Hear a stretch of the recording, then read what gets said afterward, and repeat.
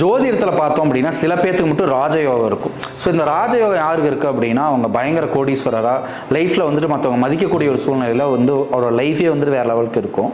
அதை வந்து ஜோதிடத்தில் எப்படி கால்குலேட் பண்ணலாம் அப்படின்னா நம்ம கேந்திர ஸ்தானம் அப்புறம் திரிகோண ஸ்தானம் அந்த ரெண்டு ஒரு ஸ்தானங்களை வச்சு பண்ணலாம். ஸோ கேந்திர ஸ்தானங்கிறது லக்னத்துலேருந்து 1, 4, 7, 10. திரிகோணஸ்தானம் அப்படிங்கிறது 1, 5, 9. ஸோ இந்த ஸ்தானத்தோட அதிபதிகள் வந்து எப்படி வந்து கனெக்ஷன்ஸில் இருக்காங்க, அவங்களோட பொசிஷன் எப்படி இருக்குது, அவங்களோட பார்வைகள் எப்படி இருக்குது, எப்படி ஒரு கனெக்ஷன் எக்ஸ்சேஞ்சில் இருக்கிறாங்க, இதெல்லாம் கால்குலேட் பண்ணி ஒரு ராஜயோகத்தை கண்டுபிடிக்கலாம். சப்போஸ் அந்த ஜாதகத்தில் ஒரு ராஜயோகம் இருக்குது அப்படின்னா அவங்க லைஃப்பில் மற்றவங்க எதிர்பார்க்காம உங்களுக்கு ரெஸ்பெக்ட்டுங்கிறது ஜனன காலத்திலே அமைஞ்சிரும். ஸோ பிறவிலேயே அவங்க ராஜயோகத்தோட பிறப்பாங்க. ஸோ மற்றவங்க வந்து அவங்கள வந்துட்டு தானாகவே அவங்களுக்கு ரெஸ்பெக்ட் கிடைக்கும். ஸோ அந்த மாதிரி வந்து ஒரு லைஃப் வந்து அடைவாங்க.